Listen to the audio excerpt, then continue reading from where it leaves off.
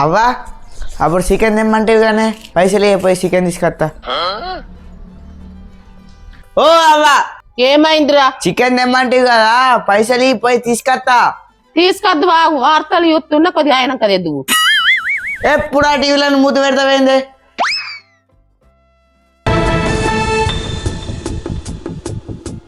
Welcome to daily news. అబ్బని తీయని దెబ్బ.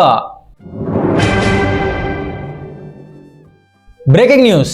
2 రాష్ట్రాల్లో బర్డ్ ఫ్లూ, కోట్లలో నష్టపోతున్న వ్యాపారులు.